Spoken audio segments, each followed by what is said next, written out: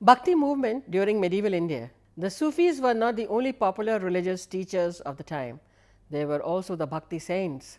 The teachings were similar to those of the Sufis, but they had been teaching for a long time. They were popular among the artisans, the craftsmen, and traders in the towns. The people in the villages also flocked to listen to them. The Sufi and Bhakti saints had many thoughts and practices in common. Their essential belief was in the need to unite with God.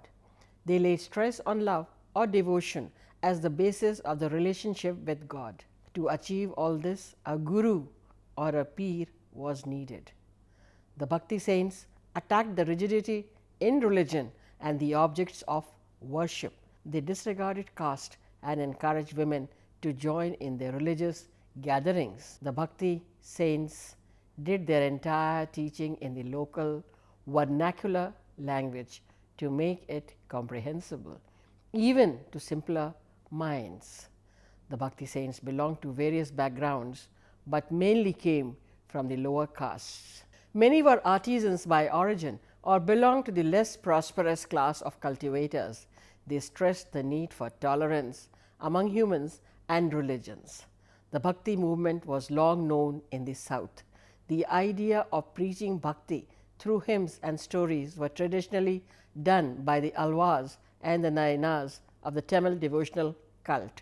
Guru Nanak, known to all, was born of a Khatri family in the village of Talwandi, which is now called Nankana. Though Guru Nanak was trained in accountancy, he preferred the company of saints and Sufis. Some time later, he had a mystic vision. He left home for the company of saints and peers. He composed hymns and sang them to the accompaniment of the rabab, which is a musical instrument. His hymns are popular even today. He emphasized the love and devotion for the one and only God. He strongly denounced idol worship, pilgrimages, sacrifices, and rituals as a way to achieving God. He demanded purity of character and conduct as the first condition of approaching God, and believed that anyone could have achieved spiritual life while doing his duties as a householder. Another saint was Ramanuja, who was from the south and who taught in the language of the common people. His disciple was Ramanand, who took his guru's message to the northern parts of India. Now, Ramanand was born at Allahabad and educated at Varanasi. He preached at both these places. He wanted to rid the Hindu religion of its evil customs and practices. He wanted people to know that all men were equal in the eyes of God and there was nobody high born or low born. His followers belonged to different walks of life. For example, Kabir was a weaver, Sadhna was a butcher, and Ravidas was a cobbler, and Sena was a barber. Kabir was Ramanand's favorite disciple. Like Nanak, he criticized the existing social order and called for Hindu-Muslim unity. Kabir was the son of a Muslim weaver, strongly denounced idol worship, taking part in formal worship such as namaz, pilgrimages, or bathing in rivers. He wanted to preach a religion which was acceptable to all and that would unite all religions. He emphasized the unity of God. He called him by several names such as Rama, Govinda, Hari, and Allah.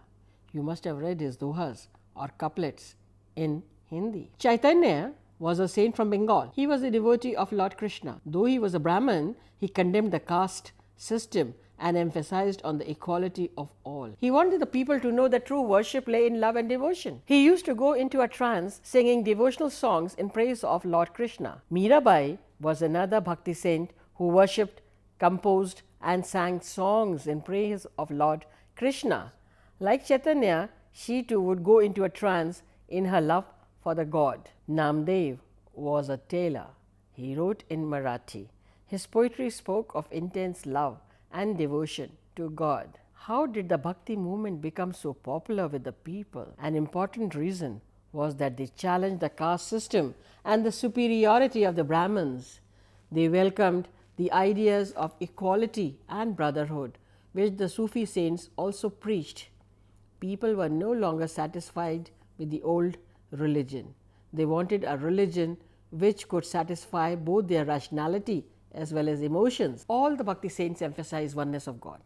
They said that the path to God lay in devotion and bhakti to Him and not in any rituals. They condemned rituals and sacrifices. In northern India, it developed into two streams, the Nirgun Bhaks and the Sagun Bhaks. The Nirgun Bhaks were devotees of a formless God, even while calling Him variously as Rama, Govinda, Hari or Raghunatha. The most conspicuous among them were Kabir and Nanak. The Sagun Bhaktas were devotees of Rama, the son of Dashrath, or Krishna, the son of Devaki and Vasudeva. Some of the best examples of Sagun Bhakts were Tulsidas, who idolized Ram in his famous Ramcharitramanas, and Surdas, who sang praises of Krishna in his famous Sursagar. Ras Khan, a Muslim poet who was a devotee of Lord Krishna, also belonged to this tradition. The first important feature of Bhakti movement was the concept of oneness of God and brotherhood of all human beings. It did not discriminate against anyone on the basis of caste or gender. Its second important feature was surrender into God, who is all pervasive and capable of solving the problems of the devotees. The third important feature of Bhakti was an intense personal devotion to God with an emphasis on a good moral life. It was felt that chanting the name of God constantly purified the soul and prepared one for His grace. A true devotee does not want heaven or moksha. He only wants to chant the Lord's name and be born again and again to sing His praise.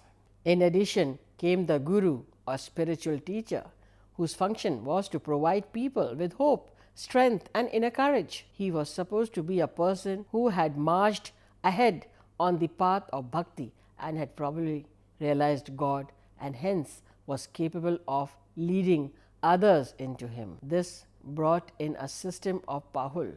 Pahul was the sanctified water offered by a master to the pupil or shishya as a token of his being accepted as a trainee on his march to godliness.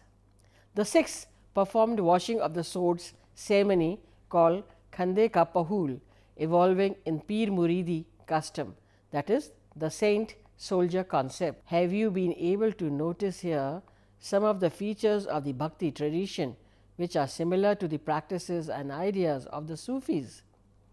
The spirit of Bhakti pervaded the whole of the country and found vivid and beautiful expression in the religious poetry of the medieval saints and mystics, no matter what religious faith they belonged to. Their literary compositions, rendered into Geet, Kavvali, etc., united the people as nothing else could have done. It also stimulated the development of regional languages. Development of folk arts also took place during this time.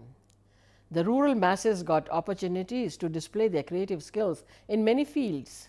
Several occasions associated with agricultural operations, for example, the tilling of soil, sowing of saplings, picking of cotton, pulling out the weeds, and many other social functions provided opportunities for singing and dancing.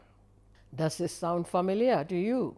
Yes, the festivals and rituals you perform today have continued from the past with necessary changes in keeping with time. The advent of rains becomes occasions for dancing and merrymaking. The gods were invoked and special pujas offered in the temples.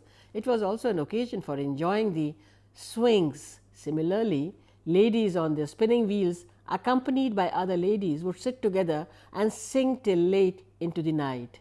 This was a common sight in almost all the villages in India. It is important to note that almost every region developed its own peculiar dance form with a local flavor. Thus, Garba, Kalbela, Bhangra, Gidda, bamboo dance, Lavani and innumerable other dance forms came into existence. Today, some of these are performed during the Republic Day celebrations as well as on other festive occasions. Formal education was not considered very important for women, but it did not prevent them from showing their talent in various other fields. They displayed their creativity in needlework. In Rajasthan, girls came up with beautiful designs on odhnis, shirts, and ghagras. The Rajasthanis also created beautiful designs of tie and dye work in fabrics used both by men and women. Even today, we find the people of Rajasthan as the most colorfully dressed in India. Their lavishness could be seen in the way they decorated their animals, especially their horses, their bullocks, their camels, and even their elephants. In Punjab, the Phulkari is an important piece of work created by the girls. In and around Lucknow came up the chikankari work on shirts, salwars, and odhnis, and even saris. It appears that the dramatist about whom Bharata mentions in his Natya Shastra in the 5th century AD had not completely disappeared. The tamasha and the lavani forms of dance drama were developed in Maharashtra. The Pandavanis in central India and Merasis in northern India applied such art forms with slight modifications. So, also the puppeteers, the bard, and the mime moved from place to place, entertaining people in various ways. The acrobat and the juggler also could be seen moving from place to place. In some areas, the martial arts were developed, while wrestling has been popular all over India since time immemorial. Another area which was influenced by Islamic culture was painting. Humayun had spent more than 12 years in Persia as a refugee. He brought painters with him to India from Persia when he became the ruler of Delhi once again in 1555. Famous among them were Mir Sayyid Ali and Abdul Samad, who nurtured the tradition of painting manuscripts. An example of it is Dastan-e-Amir Hamza, which has nearly 1200 paintings. The period also witnessed the flowering of portrait and miniature paintings. However, what is amazing is that some of these painters tried to paint the classical ragas, thereby giving form and color to such abstract conceptions as music. Seasons or Baramasa paintings were similarly given artistic forms. Can you ever estimate the creativity of these artists? Nowhere else in the world, except perhaps in China, artists have tried to paint music or seasons. Akbar, Jahangir, and Shah Jahan continued to give patronage to these artists, and as a result, the Mughal school of painting continued to flourish. Akbar, as a liberal ruler, extended his patronage to painting. He also employed a large number of Hindu painters like Daswant and Basavan Lal. Consequently, there was a fusion of Persian and Indian styles of paintings during his period. The European influence on Indian paintings too was noticed. The Mughal school of paintings reached its zenith under Jahangir, who was a famous painter. His court was adorned with famous painters like Ustad Abdul Hasan. Mansoor was famous for his miniature paintings. However, Aurangzeb, due to his orthodox views and political preoccupations, stopped patronizing music and painting. Like their masters, some princes also extended patronage to painters. Thus, besides the Mughal school, the Rajput school and the Pahari schools of painting also received encouragement. Even the upper classes in society started patronizing painters. As a result, the Havelis, that is, big mansions of the rich, and temples were profusely embellished. These Havelis in Rajasthan attract a large number of tourists even today. You can visit these Havelis if you find an opportunity to visit Rajasthan.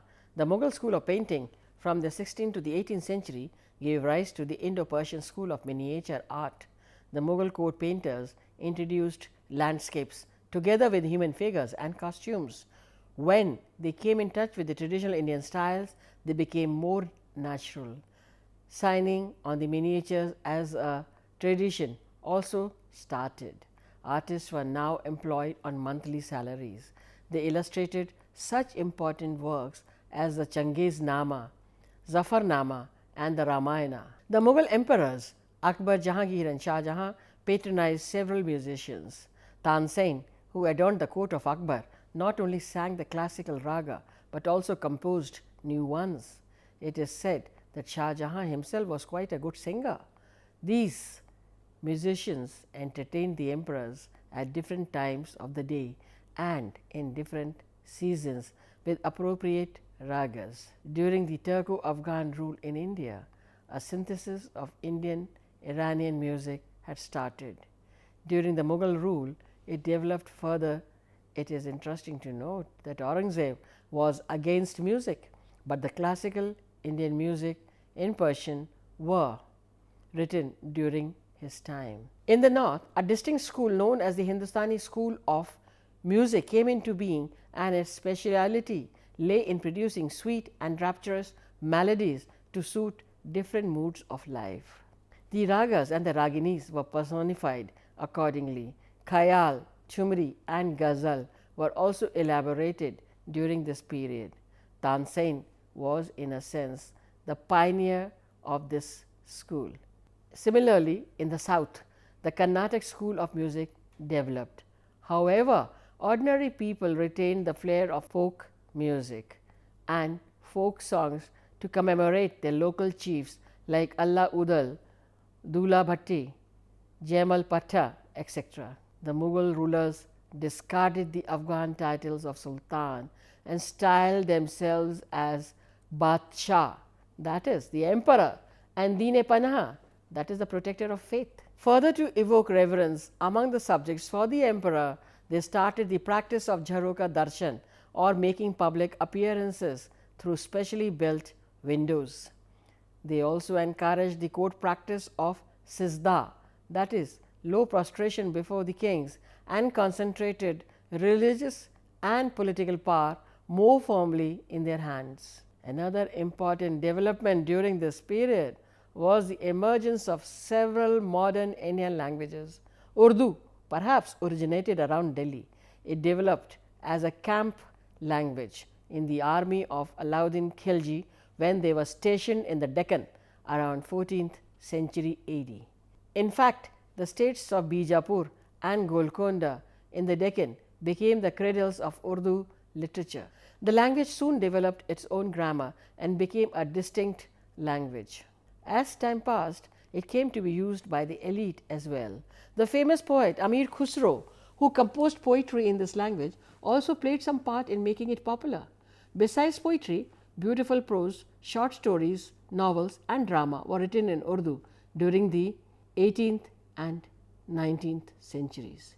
In the first half of the 19th century, Urdu journalism played a very important role during the struggle for independence. Along with Urdu, nearly all other modern Indian languages like Bengali, Assamese, Oriya, Khari Boli, Punjabi, Gujarati, Marathi, Sindhi, Kashmiri, as well as the 4 South Indian languages, that is Tamil, Telugu, Kannada and Malayalam, came to acquire their present form and developed during this period. The period also saw the rise of 2 new religions. They were Sikhism and Zoroastrianism. To bring the established reforms within religion, various reform movements also started in India. The Sikhs, who mostly belonged to Punjab, formed a sizable group of our population.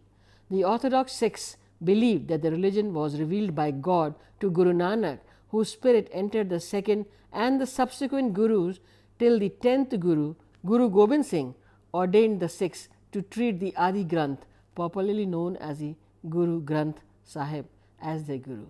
But the students of history and religion think that the seeds for the birth and growth of this religion were present in the Bhakti movement, in its Nirgun branch. The Sikhs basically believed in a formless God, equality of all mankind, need of a Guru and the Pahul tradition.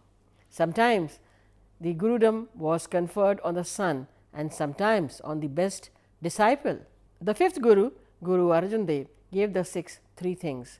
The first was in the shape of the Adi Granth, which contains the sayings of 5 Gurus and other allied saints. The second was the standardized script for Gurumukhi, in which the Adi Granth was first written. And finally, the site and the foundation of the Harmandir Sahib, or the Golden Temple, and the Akal Takht at Amritsar, the highest seat from where the diktats for the entire Sikh community are issued. The 10th Guru, Guru Gobind Singh, created the Khalsa, which means the pure, in 1699. He also ordained the Sikhs to take 5 vows, namely keeping of kesh, that is long hair, and a beard, the kanga, comb, the kada, a metallic bengal, kirpan, a sword, and kacha, an underwear extending to a little above the knees. Consequently, these symbols became the distinguished marks of a Sikh. He further added that after his death, the Adi Granth will be the Guru of the Sikhs, and they have to pay obeisance to this holy book. Music has always been an important feature of Sikhism, and they believed that through music one can attain ecstasy or samadhi. The Parsi or Zoroastrian religion was founded by Zarathustra or Zoroaster in the 8th century BC. He preached monotheism in the region now known as Persia. He taught the worship of fire and the presence of good and bad in the form of Ahur Mazda and Ahur Man. He also taught the ethical doctrine of kindness and charity. These doctrines are enshrined in the Zende Avastha. The Zoroastrians spread over the whole of Persia and remained the dominant religion till the 8th century AD, when Muslims conquered this region. Most of the Persians migrated to different parts of the world. They also came to India and settled at Navsari in Gujarat, and later on spread to almost all parts of India. They have contributed a lot to Indian culture. It was Dadabhai Naoroji, the famous nationalist leader and a Parsi, who exposed the hollowness of the British claim of civilizing India and not exploiting it. Another outstanding figure who belonged to this community was Jamshedji Tata, a pioneering Indian industrialist. He established an iron and steel industry in India in the face of the toughest competition posed by the British steel mills, and yet continued to prosper. The Parsis also established a large number of public charities. Zoroastrianism is not a proselytizing religion, and no new entrants are accepted into its fold under any circumstances. Thus, we can see that the cultural stream in India continued to assimilate all the newcomers, and the resulting cultural interaction gave Indian culture its characteristic multidimensional, multilingual, multi-religious, and yet composite nature. Between the 9th and the 11th centuries AD, a dynasty known as the Cholas were ruling the Cholamandalam region in southern India. The Cholas developed a strong army. Besides a powerful navy, Rajendra Chola is said to have conquered some Indonesian islands. They also developed democratic institutions at the village level. Even Buddhism and Jainism flourished in this region. Literature, fine arts, sculpture and metal castings of the highest order flourished under their patronage. The 14th century saw the rise of a new state called Vijayanagar, now called Karnataka. To the north of the state, across the Tungabhadra river, rose a new Islamic state called the Bahmani, now known as Andhra Pradesh. The Bahmani and the Vijayanagar kingdoms were pitted against each other over the rich Raichur Doab. In the Cholamandalam region, the Tamil language was popular. In Karnataka was Kannada, in Andhra Telugu, and in Kerala Malayalam flourished, all having different scripts. It is just possible that originally the entire region spoke Tamil, as it is a very old language. But by the Middle Ages, the four languages had come to have distinct identities. However, between the 14th and the 16th centuries, Vijayanagar achieved greater heights. Some foreigners who visited these areas in the 15th and 16th centuries have praised the kings, the town and the people. The remains of Vijayanagar, founded in Hampi, dazzle the world even today. During the Chola period, Kanchi became a great seat of learning. The Vijayanagar kings also became great patrons of art and learning. Now we should sum up the important points that we spoke in this video. The early Turkish rulers were called sultans, as they were supposed to be ruling on behalf of the caliphs. The Mughals replaced the sultans of Delhi. They patronized music, painting and architecture, and they ruled India till 1707, that is the death of Aurangzeb. They also built a large number of buildings. The Mughal Empire weakened and disintegrated after 1707. In this chaos emerged the British East India Company as a political power. The Sufis, with their attitude of piety, tolerance, sympathy, and concept of equality, had deep impact on the Indian people. The Bhakti movement of the 14th and the 16th centuries developed into two streams, the Nirgun and the Sagun Bhakts. The people developed their own regional and local folk traditions of dance and music. The medieval period saw the emergence of Urdu. This period saw the rise of present-day Marathi, Tamil, Telugu, Kannada, Malayalam in the south, and Assamese, Bengali, Hindi or Khari Boli, Punjabi and Gujarati languages in the north. Sikhism was founded by Guru Nanak. Guru Arjan Dev finalized the present script of Gurmukhi, the Adi Granth, and the site of Harmandir in Amritsar. Zoroastrianism was founded by Zoroaster in 8th century BC in Persia. The Cholas conquered parts of Bengal and Indonesia. They introduced democratic institutions at the village level. Kanchi became a great seat of learning. Vijayanagar's remains have been found at Hampi in Karnataka. In the Andhra region flourished the Bahmani state. The Indian society at this time was divided into four major groups: the aristocrats, the priests, the town people, and the peasants. Trade flourished in Delhi as a center of all incoming as well as outgoing trade. Islam had a great influence on the Indian society. There were two important religious movements during this period, the Sufi and the Bhakti movement. The most important Sufi saints were Chishti, Firdausi, and Nizamuddin Auliya. Some well-known Bhakti saints were Guru Nanak, Ramanuja, Ramananda, Kabir, Chaitanya, Mirabai, and Namadev. Thank you.